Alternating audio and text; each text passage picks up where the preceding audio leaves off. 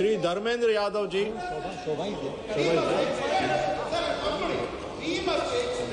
Doctor Bachha शोभा।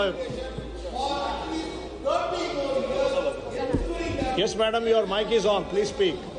धन्यवाद अध्यक्ष महोदय, आपण मला बोलण्याची संधी दिली।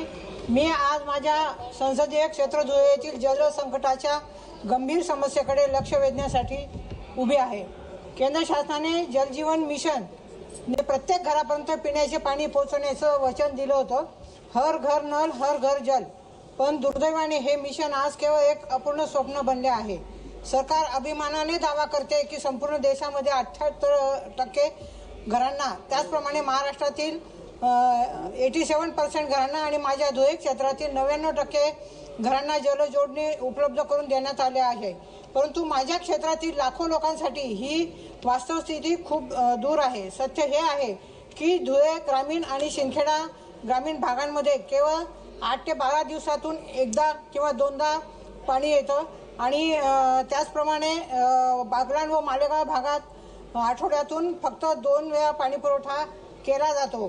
त्याचप्रमाणे झोडगे येथे 15 दिवसातून 1 वेळा आणि आदिवासी भागामध्ये डांग, साल्हेर, मुल्हेर, वाठोडा, वागंबा भागात पाईपलाईन टाकल्या आहेत, परंतु पाण्याचा सोर्स नसल्यामुळे नळांना पाणी नाही। ही खूप गंभीर परिस्थिती आहे। पाईपलाईन आहे तर टाकी नाही आणि टाकी आहे तर पाण्याचा सोर्स नाही, त्याच्यामुळे थेंबर देखील पाणी त्या ठिकाणी येत नाही। मला या ठिकाणी सांगावंसं वाटतं की तुटलेल्या पाईपलाईन, अपूर्ण पायाभूत सुविधा आणि कोरडे नळ हे अकार्यक्षम व्यवस्थेचे जिवंत पुरावे आहेत। मला आपल्या संविधानाच्या अनुच्छेद 21 अंतर्गत पाणी जीवनाच्या अधिकाराचा अविभाज्य भाग आहे।